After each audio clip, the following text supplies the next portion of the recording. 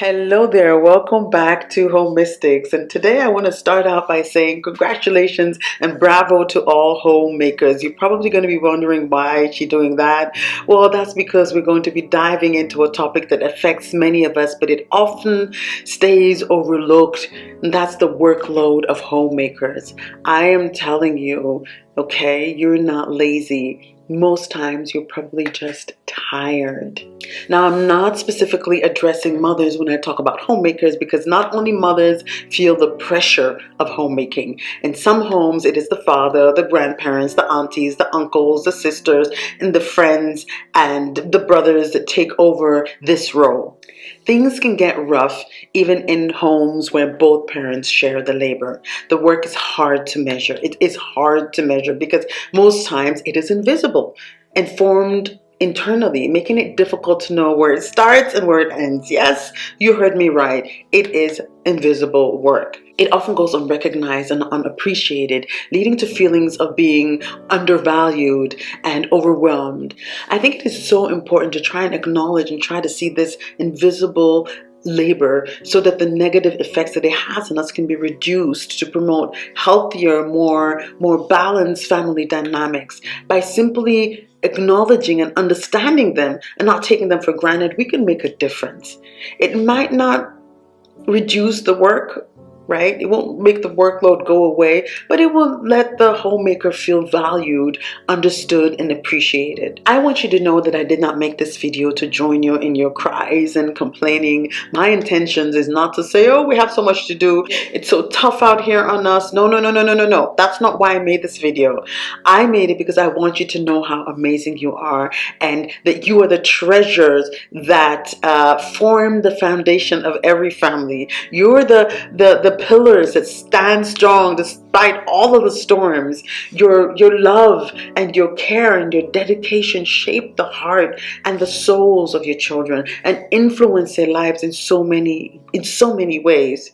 You're the first teachers who pass on the basic lessons of life, the constant companions who guide the family through every phase. Your tireless work, often unnoticed and unappreciated, is what turns houses into homes. You are the heart and the soul of the family. Your role is priceless and irreplaceable. You are truly special and valuable, and I hope your family cherishes and loves you for that.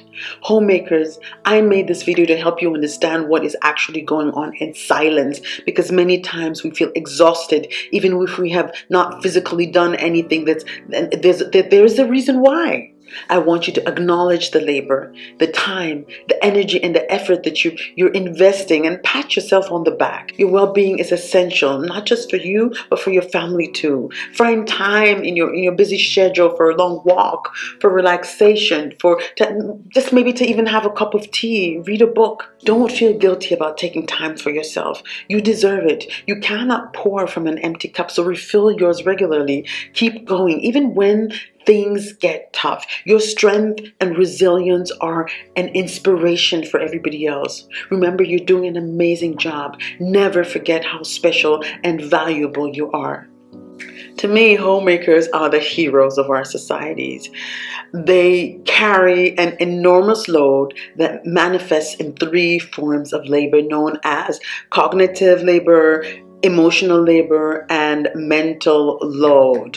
Let's start with cognitive labor. This refers to the energy and the resources that homemakers invest. It's the constant juggling of schedules and birthdays, teacher appointments, when to go to the doctor, and planning meals, and when it's that time of the year to I don't know, start mowing the lawn. Oh, so many things, so much more, all centered around housekeeping and raising children. This is the constant carrying of the to-do list in the head, the constant thinking and planning of what needs to be done next.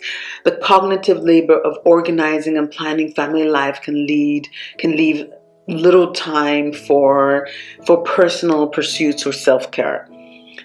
And this can lead to a loss of personal identity or feelings of resentment. And I personally can remember times where I didn't know what to eat. I didn't know what to wear. I didn't know where to go because I was so caught up in all these labors, just functioning, working, and trying to do everything right, that I literally lost myself. I'm telling you this because I think it's really important for us to be aware that this can happen so that we don't stay in this kind of phase for too long. Okay, so we'll be able to not snap back. It takes a while to find our identity again and become ourselves again. Then we have the emotional labor. This is the emotional effort that homemakers put in to nurture the emotional health and well-being in their family. They're often the ones mediating disputes and fights and arguments and discussions within the family, within the children, and providing that comfort, the hugs and the kisses to make sure everyone in the family is happy and emotionally stable. And homemakers do this even without feeling well themselves. The emotional labor involved in maintaining family harmony and nurturing relationships can be draining and lead to emotional exhaustion. And then there is the mental load. It's the feeling of always forgetting something or not doing enough, the constant mental juggling of tasks, responsibilities, this can lead to chronic stress and burnout. It affects us really deeply sometimes. Being a homemaker is a beautiful, beautiful journey, but it's also filled with challenges. And one of the most common struggles is this homemaker's guilt. This feeling that we're not doing enough, not doing it right, or that we're somehow failing our spouse or our children. And here's some guilt that most homemakers have.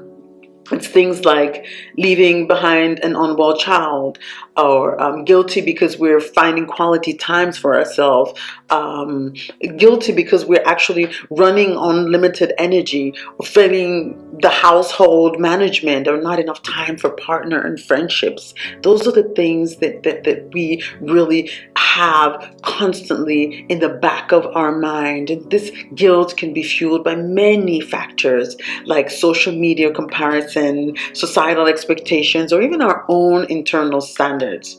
The mental load is the constant mental checklist of tasks and responsibilities that homemakers carry around. It is the never-ending cycle of planning, organizing, worrying about everything from meals and appointments to emotional well-being and future planning, okay?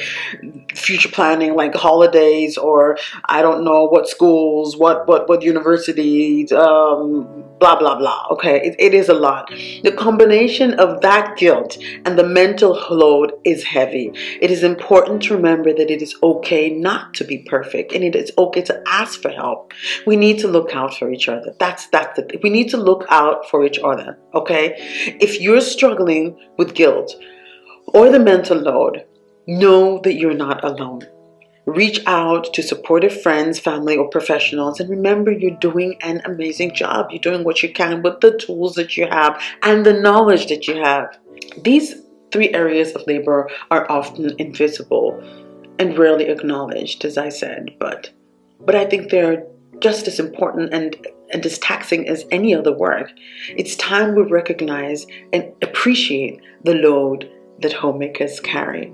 I hope you enjoyed this video, and I hope it inspired you. And if you think there's someone, a friend or a family member that needs to hear this, please feel free to share. Don't forget to press the thumbs up and the subscribe button, and I'll see you again for the next video.